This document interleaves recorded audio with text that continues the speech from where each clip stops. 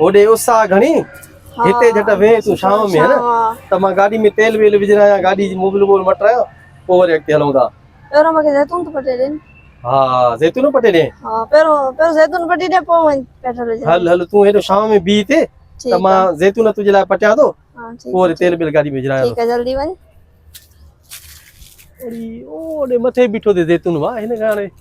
हेॾे बि बीठा न पर हेॾे हिन मथे ई फोड़ हणा हा पटिया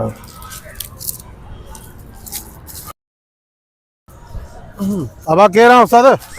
यार मां परदेसी आहियां परदेसी छा भला को हराम जा पैसा न असां वटि असां भाग कयो आहे पंहिंजे विकण जे लाइ पैसा कमाइण लाइ न जेको अचे थो रस्ते तां बस अची थो जैतून पटे थो छो दिमाग़ ख़राब थी जा यार हिकु ॿ जैतून में कहिड़ो बाबा न जाथो जी बि आहे परदेसी आहे केर बि आहे हिते छा भला को न आहे बाबा न पटे थो हल हिकिड़ो जैतून पटण ॿ मिड़े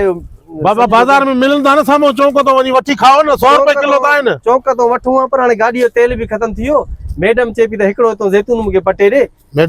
मैडम असांजी आहे अदाकार टिकटॉकर माशाल्लाह केड़ी मैडम सारा टिकटॉकर काथे आ हे बीची आहे न हेॾो मैडम असां सॾु करे जे हुकुम तुंहिंजो पोइ जैतून छा सॼो बाग पटे ॾियांव वाह वाह वाह वाह वाह वाह अच मैडम अच हे ॾिस जैतून बिस्मिल्लाह हाँ पटो ना जैतून हे मालिक आ जैतून जो न मां मालिक थोड़ी है ता मालिक हो बस जो बाग ता जो पटियो खाओ खड़ी वञो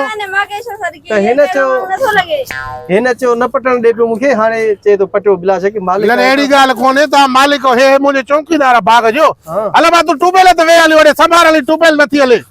हिम्मत करे बि सही ने सजी मां तू मथे त पर रनन ता घुमदो मां टूबेलन ते हाओ हाओ माशाल्लाह मैडम सारा ता नालो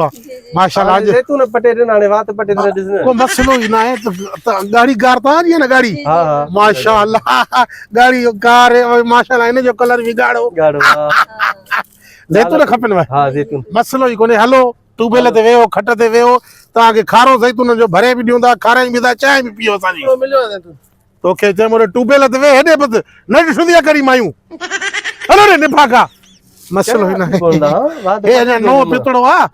हे हिते शायद साइड ते न हेडो रोड जी वट हर को मानू भितरणी लाए वेंदो आ ता माशाल्लाह अंदर हलो टूबेल ते वेओ ता आगे खारा जैतून जा भरे या क्रेट जैतून जा भरे अंदर देर थी हाणे काडी हलूं ता हलो त माशाल्लाह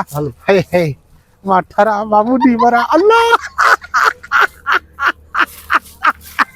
सेठ जी फोन आई है सेठ डिठो जा कमाई बाग में लहंदे डिठे हां सेठ हाँ बिल्कुल जमादार गलाया तो न बाबा काथे माई आई बाग में माई असा छडी दा चरिया थिया जा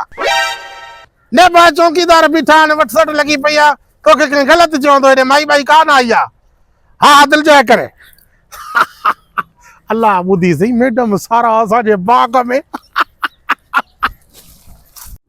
अस्सलाम वालेकुम माया सारा यो वीडियो तव्हां ॾिसो था माय टीवी ते इनखे लाइक कयो सब्सक्राइब कयो फॉलो कयो सपोर्ट कयो